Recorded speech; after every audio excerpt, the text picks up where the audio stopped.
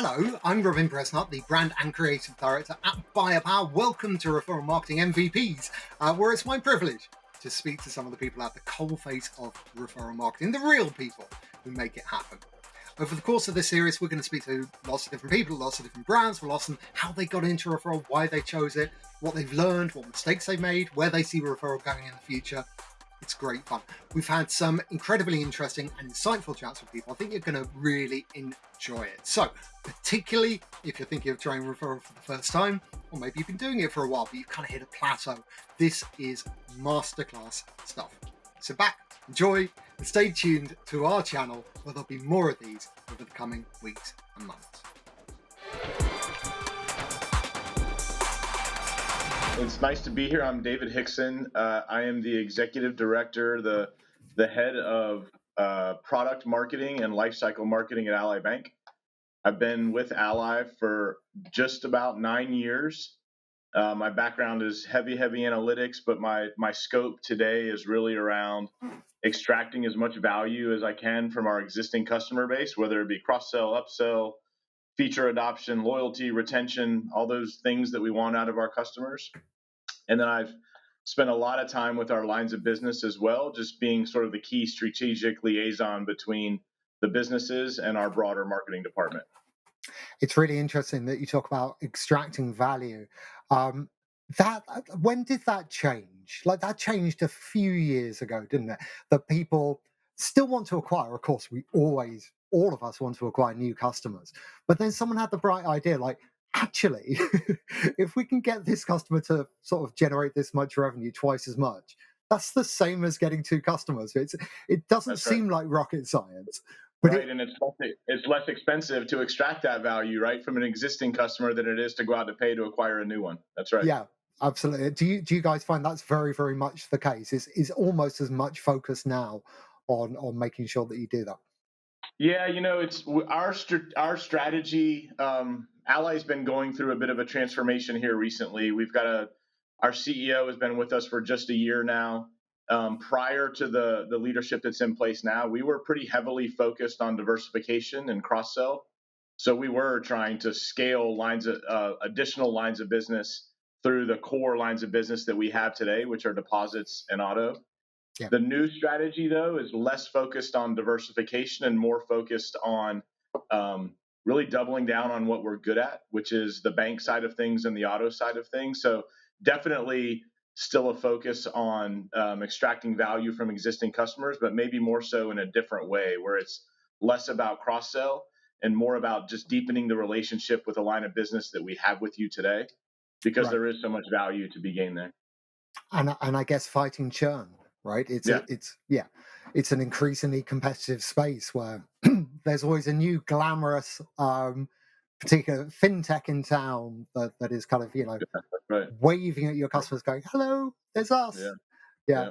Never used to be that case, I guess. And the I'm over in London. Obviously, you guys are in the States, but my experience of the FS sector in the States was that for a long time things were very community led. There were a lot of credit unions. You would bank with the people that your parents banked with. You would have quite close relationships with the staff in the local branch or the manager in the local branch.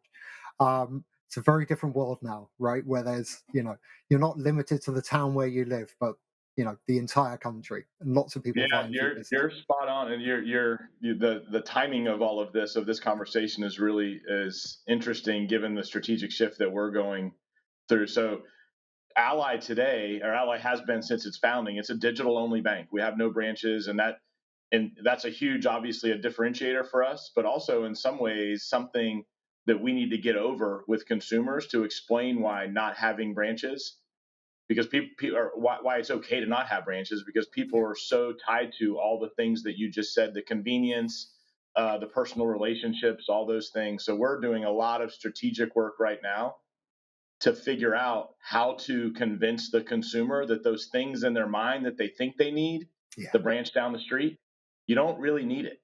And in fact, it's a hassle when you have to go into one. And we, as a digital bank, have all sorts of solutions that offset those things that you think you need out of a branch. No drive-through windows. Right, right. And we do have a mobile app that does all the things that you could do at a drive-through window. So There you go.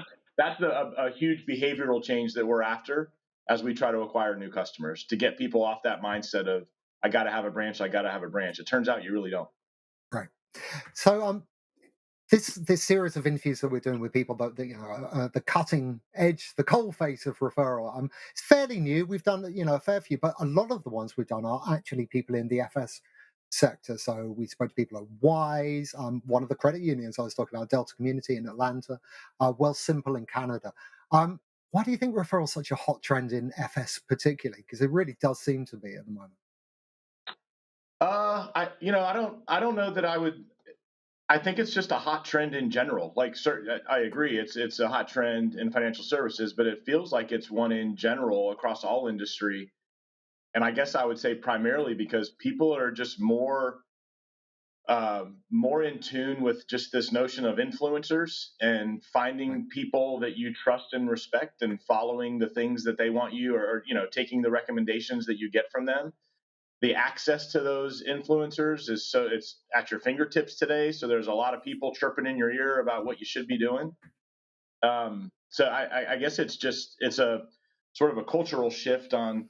I'm less likely to listen to a traditional channel, a traditional commercial today. I'm less likely to do that than I am to go ask my neighbor, hey, where do you bank? I'd like to learn more about that. It's an interesting phenomenon for sure. And I suppose particularly where the things you guys do are very specific, and you do things in your own way. But it's a broadly commoditized industry where everyone's selling similar Yeah, products. Um, so really, what are you going to do? Take out a billboard ad that says we're a bank, but we're better than the other banks? And it's like, well, yeah, yeah, the other bank just said the same thing. yeah. Um, but actually a real testimonial from someone that oh, I was in this situation, you never believe how far they went to help me, That's or right. I didn't know I could do this but I could. That's That's going right. to get you so much further than just a kind of cookie cutter marketing message, right? Yeah, we believe now, and we can get into all the details, and I hope that we will. But our referral program is really new. We launched it in August of last year, so we're still learning, and still sort of understanding the nuances of why it does what it does. But I would tell you that at Ally in general, we're very proud of our brand.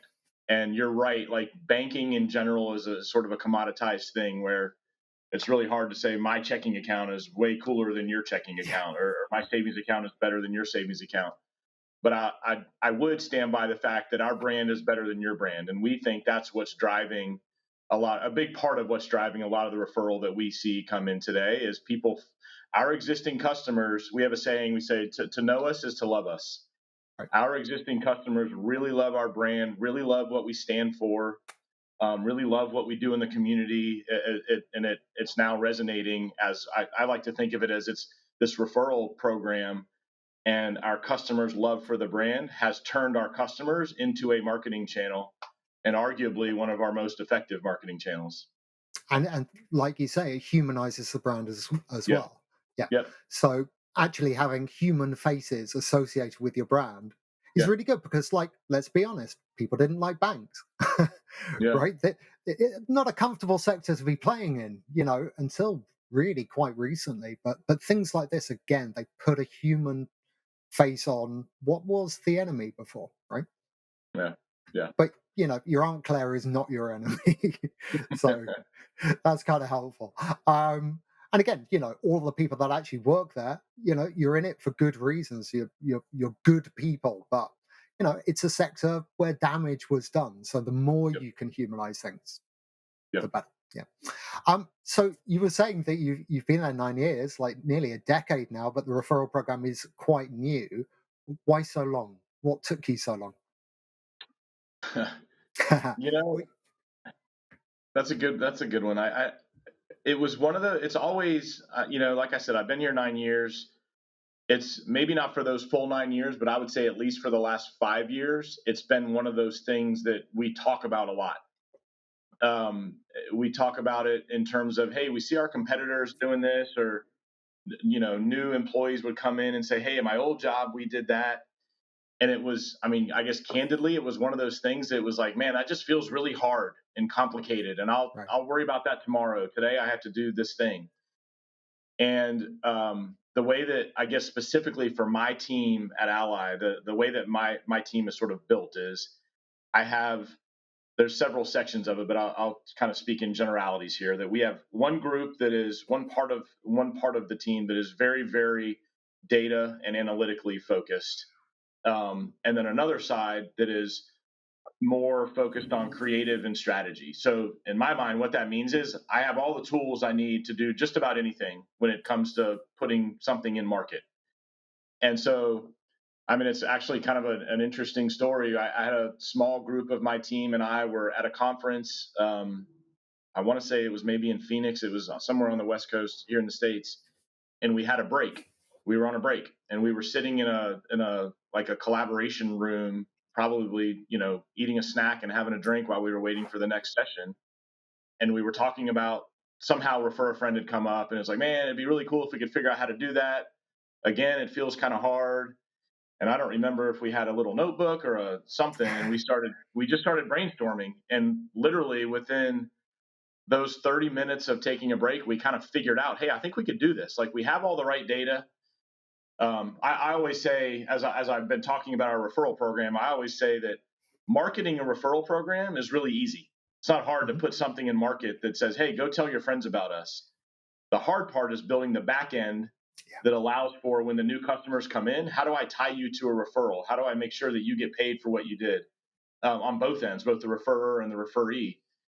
Well, in that session, we sort of figured out, hey, I think we could do this. I think I have we had a sort of a collective way where we could, to be fair, it was a little bit of duct tape and Band-Aid, but I think, we can figure this out. And we wrote it down. I remember on the plane back, I took what we wrote down, I put it on a really, really bad PowerPoint slide and sent it out to the team the next day. And we were all sort of getting excited about, I think we can pull this off. So we, from there, we took it and said, okay, I think we figured out a way to do this back end thing. Now let's put some business case math around. If we can get this in market, what do we think it will cost? And for us, we have I'm sure many of the folks you work with, we have a marketing budget that gets planned in advance. So I didn't have a pocket of money sitting around where I could go launch some program that may end up costing me millions and millions of dollars. But I was able to scrape together a little bit of money to do a little test. Right. And this would have been probably early 24, either late 23 or early 24, where we took the duct tape and Band-Aids that we had sort of hypothesized would work. We put it together, and then we took a very small segment of our customers and communicated the program to them. And we communicated it as a test. We didn't promote it as, hey, the program's live. We basically said, you're part of a test to see if this thing will work. And we saw great response. And I remember putting the slides together to present what we did to our leadership. And one of literally the first bullet point on like, what did we learn, is that we didn't break anything. We didn't have customers coming in saying, I didn't get paid, or existing customers saying, hey, I referred my neighbor and I never got paid for that one. Or I never, you know what I mean? Like all the hard stuff that has to happen. So key learning number one, we know how to do this. We can do it. And it didn't break anything. Right. And then, lots of key learnings beyond that. But the number one learning in terms of just like marketing effectiveness is that we drove a lot of volume, and we did it at a cost to acquire that was far south of any other way that we would have spent that money in terms of putting it into programmatic or putting it into, direct mail or display or whatever we might do. So that's why, we in a very responsible, I guess, sort of pragmatic way, tested our way into it. We did that test. We liked what we saw. There were some things we didn't love in terms of like the quality of some of the customers that came in. So we made some adjustments on the requirements, did another small test. That one worked even better. And then with the learnings from those two tests, that gave us everything we needed. And in August of last year, went full bore and launched the program to our entire customer base. You come from an analytics background personally, Very don't much. you? Yeah, Uh, uh, very much. One of the things that really fascinates me about people with your kind of experiences, like marketers generally, everyone loves numbers. We all look at numbers, but marketers look at numbers of things that did happen. Yeah. Uh, in the last quarter, this happened. What I love about people like you and real data people is you look at things that will happen. So you're like future readers, whereas a lot of marketers are past readers. But you will model things in a much more kind of intelligent way to actually predict what's going to happen in the future. Yeah. I think that's really powerful when you combine that with referral. Because sometimes what you find is people look back and they go, "Oh, this didn't really work," and they might get discouraged. Someone like you will go, "It didn't work because of this. If we change this, I can demonstrate before we even do it that this is very likely to happen." So is that something you spend quite a lot of time on, that like the future probability mapping of this? Yeah, I mean, I guess two things come to mind for that. One is, um, when we do that sort of future thinking, we're almost always wrong, right? Like I'm not going to get it right, but we do think of things in terms of scenarios. I can't tell you how many times with some of the folks that I get to work with when we're putting together like spreadsheets with potential outcomes. Like low, medium, high. What's the Right. worst case scenario? What's the best case scenario? So at least you're going into these things eyes wide open in terms of Mhm. what could happen, and maybe most importantly, what it's going to cost. Yeah. So that's important to sort of beat up those scenarios. But then I think more important than that, specifically for the way that the marketing organization here at Ally is structured, is for this type of thing, we can be really, really nimble and do those little small tests in sort of like a do no harm kind of way. Meaning, like that first test that I described, I might get this wrong, but I think we launched it to 250,000 customers. Like that's a super small group of customers where you're going to get the learnings that you need, and you can obviously do some math of what would that look like if we scaled it up to everybody. Yeah. But more importantly, if it doesn't work, if something does break, you're impacting a very small segment of customers, and you can learn from it for when you scale up. So I think this idea of like being able to test something in a small way to inform what you're going to do in a big way is the result of like you're right. It's a way of thinking, but it's also because we have a team that's built in a way they can do those things really quickly Right. and learn and adapt and go do something else. You're lucky in the sense. Again, I was speaking to someone at Wise. She was saying how, and we don't hear this from a lot of people necessarily. It's very encouraging when you do. But she was like, if referral wants it, it happens. It's Yeah, just this really works. Everyone up on the board, they get this right. I've got a team of a big team of people that will build whatever I need. You're also lucky in that position that you have a team of people who are on this, right? They're going to work this. If you want to change something, it will happen. And I think for that reason, it's safe for you to self build. yeah, I work for a company that does this stuff as an outsourced resource for a lot of yeah, clients because they can't guarantee that they've got a great team of people that will be reactive and will change things. And yeah, what you often find is they'll build it, it'll be fantastic for a bit, and then something will break. But unfortunately, that dev team, they've moved on to the next project, yeah, right? You don't have those guys anymore. And then you're kind of stuck with those things, or some legislation changes, or you want to launch in a whole new territory or a new product, and your program can't flex. But I guess you have it almost baked in that that you have a team, they're going to be there to support you that's right. as you move forward with this. Yeah, that's right. We have, I would say, with that our referral program, call it 80% self-contained within the marketing team in terms of management and maintenance and all the things that it takes to run the program. We do have a partner team on our technology side Right. that helps us stand up some of the technology that actually runs the personalized URLs that allow us to give everyone their own unique referral code. But while those guys, we call them our tech labs team, they're great to work with. But while they sit outside of the marketing team, we could not be more tied at the hip. Like there isn't a scenario where they go away and I need to fix something and they're not there anymore. Like they are day to day partners with us that are in it to win it as part. I mean, we're all basically part of the same team. Yeah, and Yeah. digital only product. You were Yeah, built to be that way, right? that's right. I'm imagining there is no department at Ally that does not have access to that kind of resource because, Yeah, that's right. yeah, right. Um, so let's talk about the actual mechanics of your program. It's a flat $100 for the new customer. Is that correct? That's right. The new Hmm. customer that comes in can open either a savings account or a spend account, which is what we call our checking account. And in order to get that $100, the savings account needs to either set up a recurring transfer in so that we see money coming into the account, or on the spend account side, they need to set up direct deposit. Right. We monitor those accounts every day. When we see that behavior happen, we put the money in their account and pay them and move on.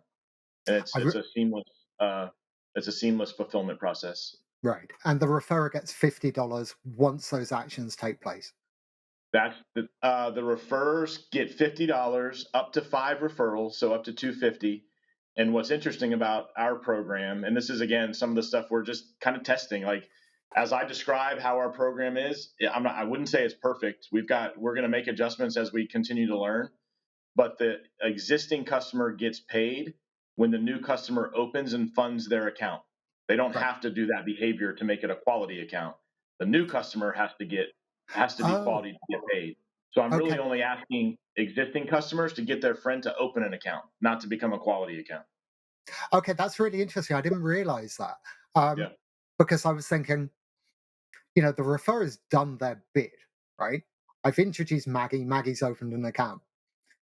Maggie hasn't then performed the actions that Maggie needs to perform, but I've done Right. everything I can do.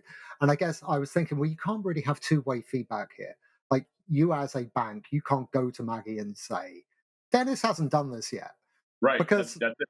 That's right, one of the problems. Yeah. We have so many conversations about we're trying. I mean, we're all such like maniacal perfectionists around this program, around wanting to build super personalized experiences, and we have comms that go out and experiences in the app that try to track your progress through the referral program and some other yeah, programs that we have too.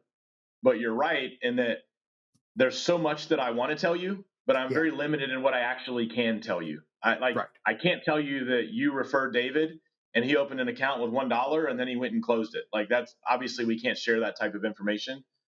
So we're trying to toe that line between creating that really personalized experience so that you can keep track of your progress without breaking any privacy rules along the way. Yeah, and Yeah. again, in your sector, there's more privacy rules than there are for a lot of other people. But yeah, I Yeah. can imagine you saying, "Yep, Dennis has deposited 7 million." It's like, "Ah, I Yeah. didn't know that." Yeah, That would get us in some trouble. that will get you in some trouble.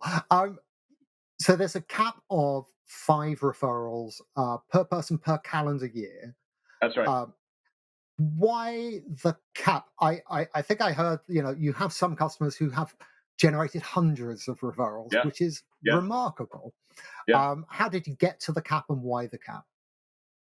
Um, I'd like to say that we did a whole bunch of really sophisticated math and models and things like that to land at the 5, but I would say the testing that we did got us there. And if I looked at, I have lots of reporting. If I looked at the distribution of the number of referrals of all of the customers that have taken part in the program, the lion's share of them is in the 1 and 2 range.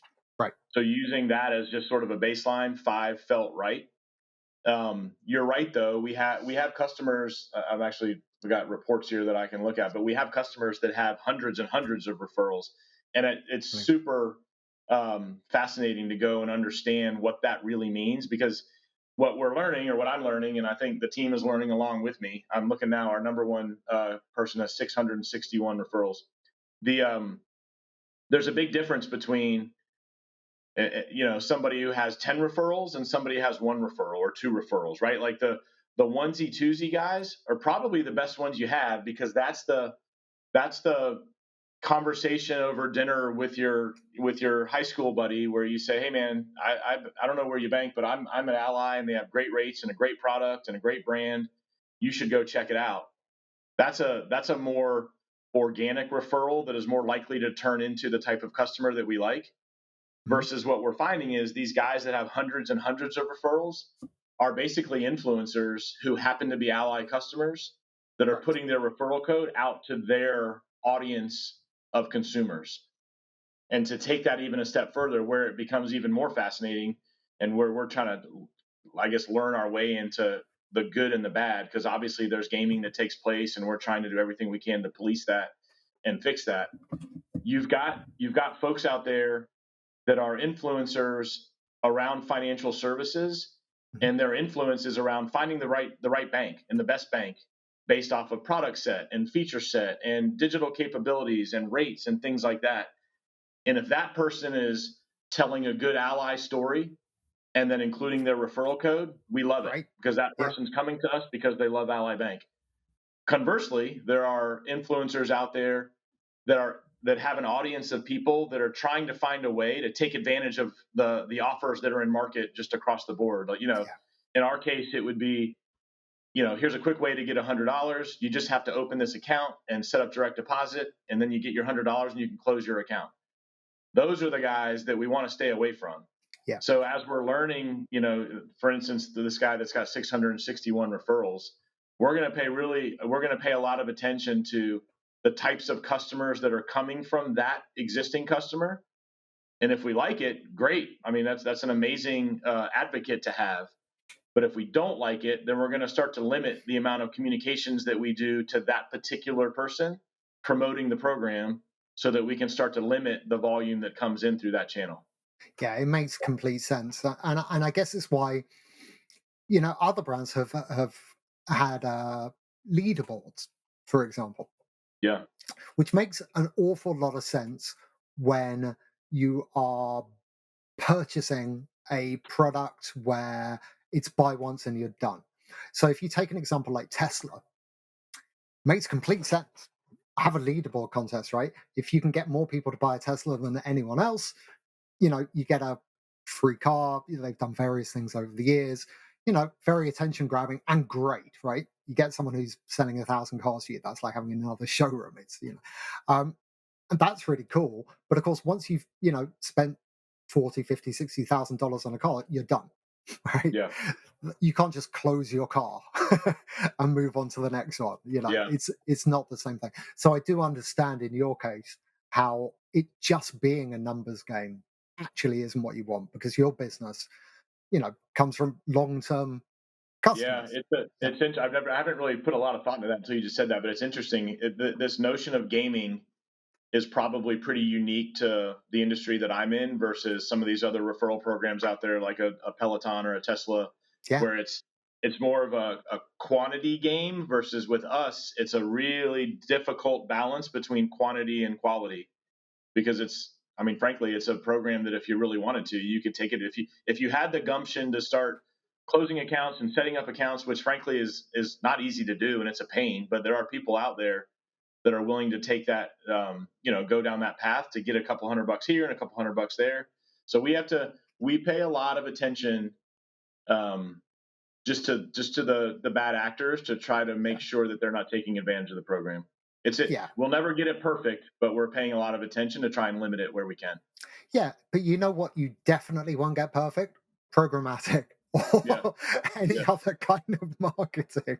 Right. You know, I Yeah. mean, boy, if every single person who watched a TV spot went out and bought the product, that'd be great. But, a whole lot of those people are looking at their phone when you are paying a lot of money for their eyeballs. So, Yeah. all marketing has some wastage. It's, Yeah.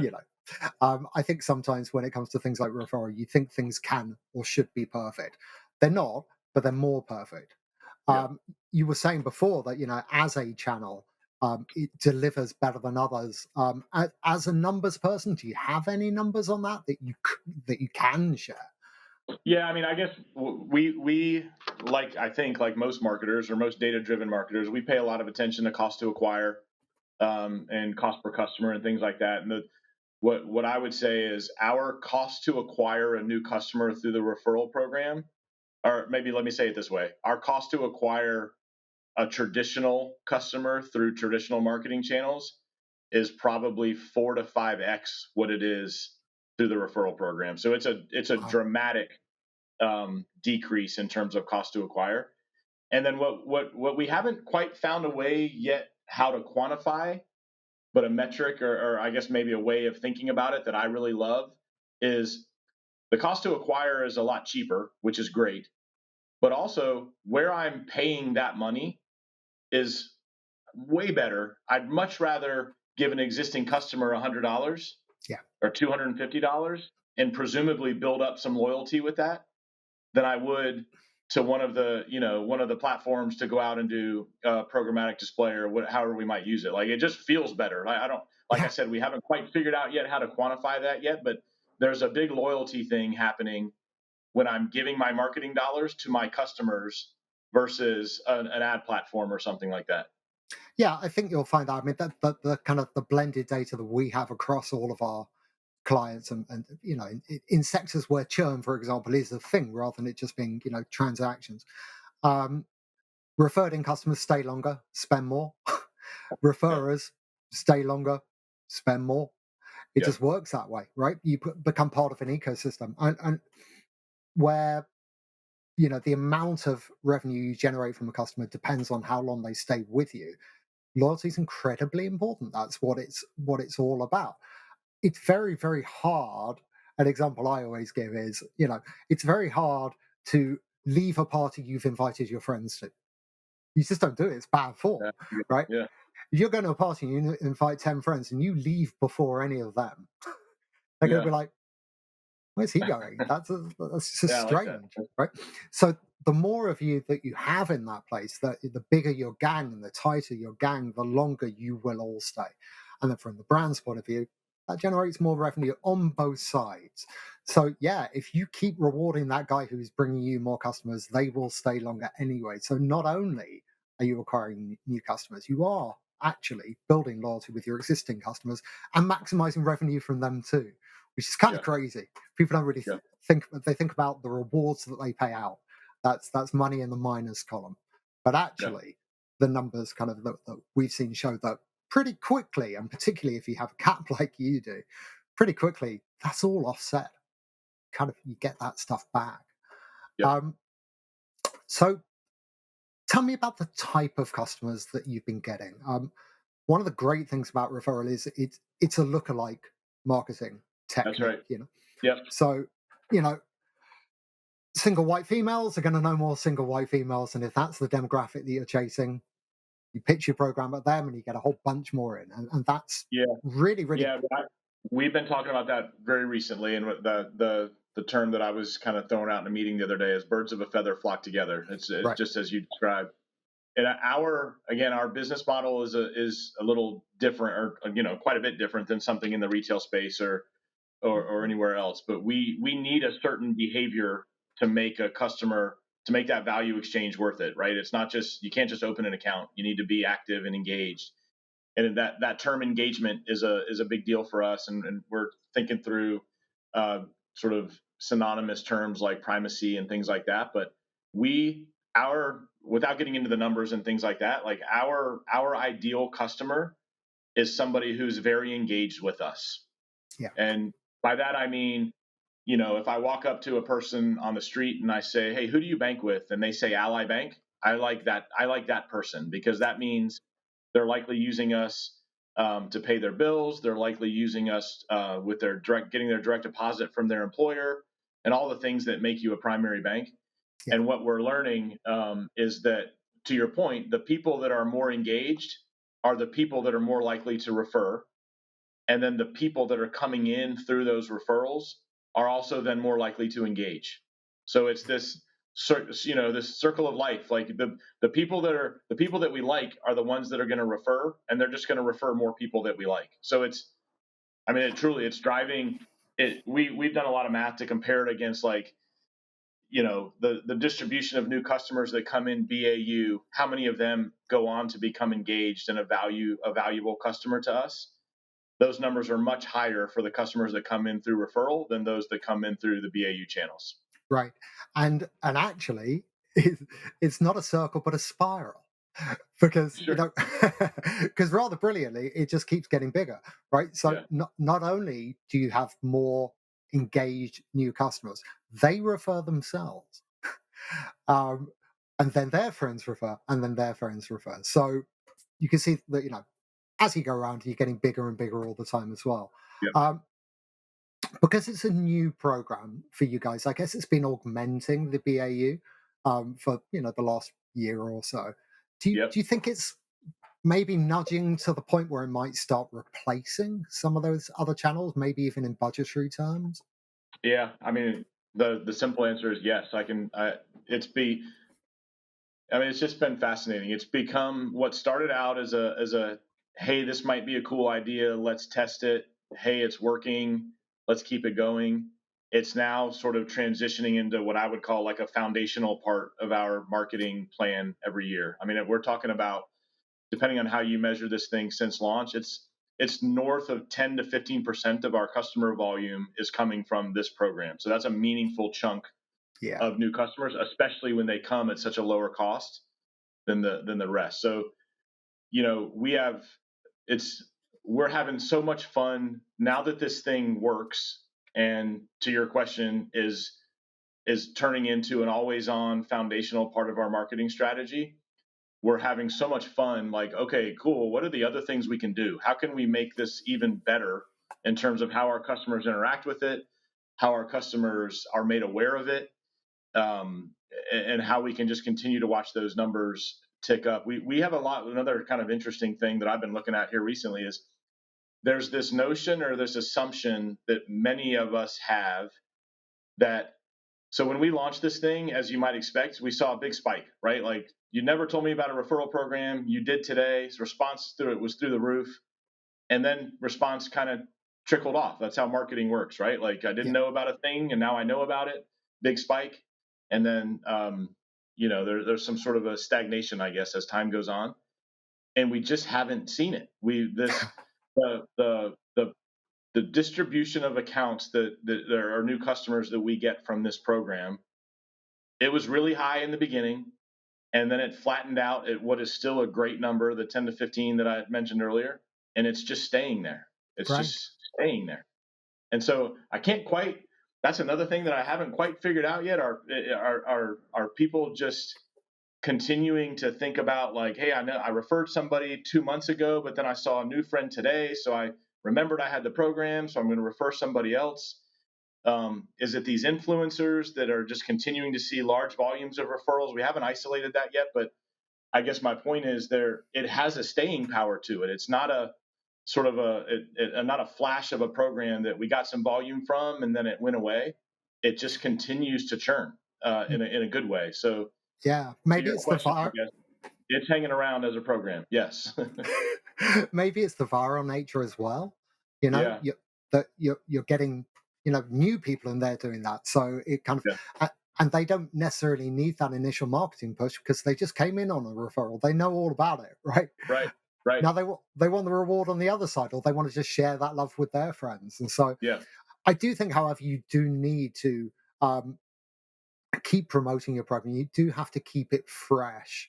Yep. Um, you know, like anything, it will get stale. You've got to give it a lick of paint every now and then. You might want to Yep. mix up the rewards. You might want to, have, booster events where, for this month, celebrating the holidays, our gift to you, we're going to double it. Or, Yeah. Yeah. the, We've talked a lot about that's a great one. Yeah, we're definitely going to be thinking through that. right. I was also thinking you can leave through some of the other stuff you do because some of the experiential stuff because you do a load of stuff with like women's sports and Sure. NASCAR and stuff, and I'm thinking weave that in. One referrer gets the chance to there's all kinds of things that you can do Yeah. that could be if I were in your position I would be having a lot of fun with this It is, program. yeah. It's funny. My team, they pick on me a lot because I'm the guy that gets up way too early in the morning and start sending texts around. Hey, I had this idea. I had this idea. Let's go do it. We're in the phase now where it's like this program appears to be working really well. How do we just get it out in more interesting and engaging ways? Like, as part of that initial test that we did, again, bare bones, duct tape, and band aids, it was all done through email. There was no Yeah. digital experience tied to it. We sent our customers an email. That email included their referral link. That referral link took them to a landing page. They enrolled. They went and opened the account. if you were to go onto ally.com or go into the app, there's no mention of the referral program because we were in like testing mode. Yeah. But fast forward to today, we now have an in-app experience that ties to the program for our customers. We have a web experience on ally.com that is tied to the experience for customers. Just this week, Tuesday of this week, we launched a mobile wallet card for the program, which is just, I think, is super cool. I need to see some results on how it's doing, but it's basically the theory behind it was, how do we make it easier for people? You're sitting at dinner and you want to refer your friend. How do you go find your code? I don't want to scroll through my emails. I don't necessarily want to go to ally.com. So we put a mobile card or a card in your mobile wallet that has a QR code. So you pull up your Ally card, you show it to your friend, they scan the QR code, they're in. Perfect. So that's where we are right now, is like this thing's working. Now let's accelerate it. How do we get it out to more people? And you're right, like the brainstorming and the ideation sessions are just fun because there's just so much to do. Have you sort of given thoughts to expanding it to more products as well then? Because at the moment it's 2 of your products. Yeah. But I guess that's the focus at the moment, I suppose, like you were saying Yeah, before. that's a good question. We have talked about that. In fact, I had a conversation about it this morning before we got on this call, and it's one of those things where we're pretty dialed in on the consumer products for us that are most important right now. But that doesn't mean we shouldn't incorporate things like the conversation I had this morning was around how do we incorporate it into our auto lending business, which is not a direct to consumer business, which makes it challenging. Right. But just like we were just saying, like you think about that and it's like, well, that's hard or that doesn't make sense, but I still want to push on it because there could still be something there. Yeah. So we haven't gotten there yet, but I believe there are things there that we can do to expand it across some of our other lines of business.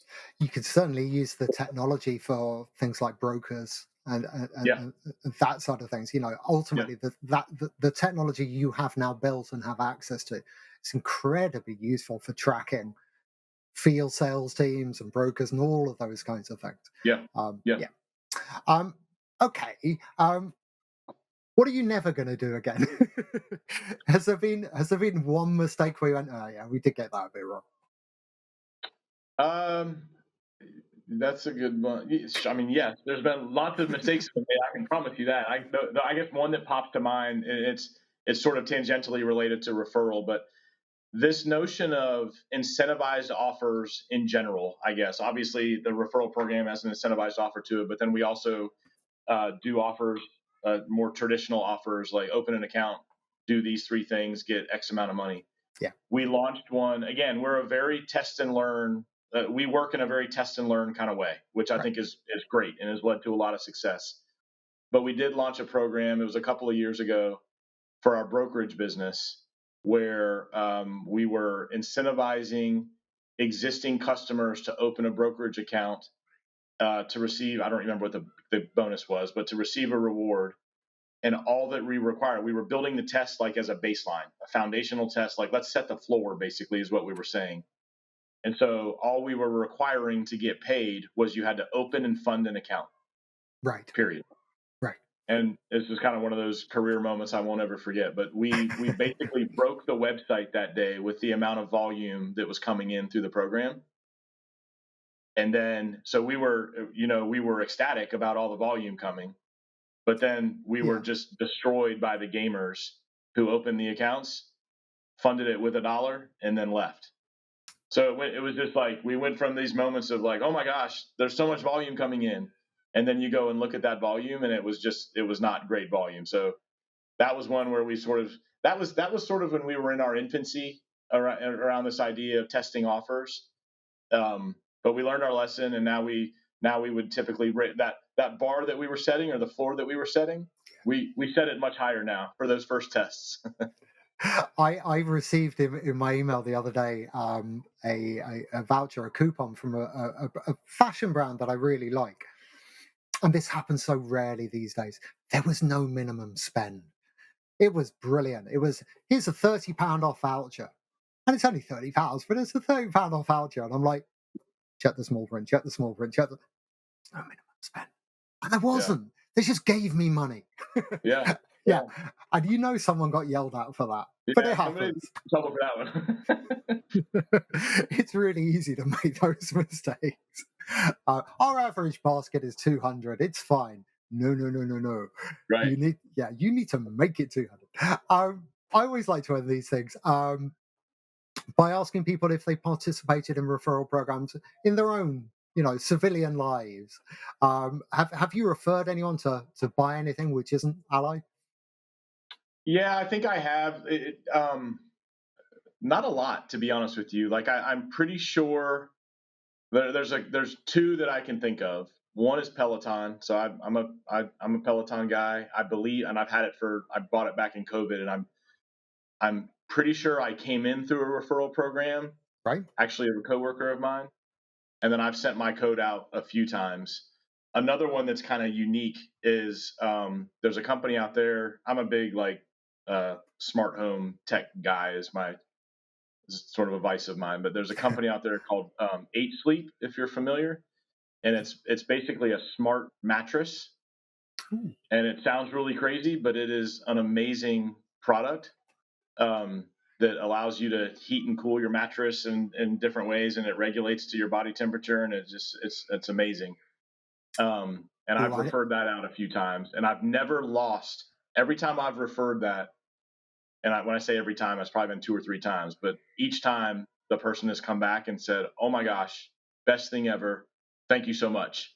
So those are a couple that I've taken part in. Yeah, All right, that sounds amazing. I'm going to look yeah, up and see if they sell over here. And if they do, I'm yeah. going to hit you up for I'm a pretty sure they do. Yeah, go. That sounds like my dream. But it yeah. also sounds like my dog's dream. And I'm trying to discourage them from being anywhere near my pet. Is there any brand that you really, really love that doesn't have a program that you find yourself telling your friends about? And then you kind of look and you go, huh, no program. That's a good one. I don't know. I guess a brand that I'm into here recently that I love is Sonos. Like I'm big on sort of outfitting my home with music everywhere. Yeah. And you try to do that, and it's like, well, let me go. I'm gonna buy a speaker for my kitchen, and then, well, that's awesome. Now I want one for the bathroom, and now I want one for this room. So there's a lot of purchases that need to be made, and I don't know. I've never been exposed to a referral program if they do have No. one. I'm not sure that they do. And funnily enough, it really makes sense because what you want with a product like that is someone who's been through any of the pain, Yeah, right? The setup, like which version of this should I get yeah, that will good talk point. to these things and how do I connect this and how do I do this? And actually, if your pal Rob has already done that, that's really useful, right? Yeah, Because there's only so much YouTube videos can really, get you through. So yeah, I think that's another thing. Look, brands where the onboarding and learning curve is a little bit steeper than it might be for certain other things really makes sense to have a referral program because then yeah, it's almost like a new employee starting a company and you give them a mentor, you give them, someone to onboard them for those first couple of months, their buddy. And I guess referral can do that. Yeah. yeah. I mean, for us, just maybe one sort of tie that to how our program works. I think what a lot of people don't realize, which is kind of crazy in this day and age, but Ally, as a digital bank, pays amazing rates on their accounts. So there's still people out there that are banking with big brick and mortar banks Yeah. and have meaningful savings accounts earning, next to nothing. Right. So if I can find the existing customers that have friends that bank at big brick and mortar banks, the referral should be easy. It's a Yeah. no-brainer. It's a really, I mean, that's what I love about this program is if you can find the right people to refer to, it's not a hard sale. I mean, it makes a lot of financial sense. So I don't have to, I don't have to convince you that you need that really fancy mattress or those really expensive speakers in your house. I'm just helping you. I'm just trying to help you save more money. And here's a great way to do it. So ours has I love that about ours, that it should be an easy conversation if you're the customer doing the referring. Yeah, I think sometimes brands go, well, people already talk about our product. It's a great product. Why do we need to actually put a program behind that? Why do we need to incentivize that?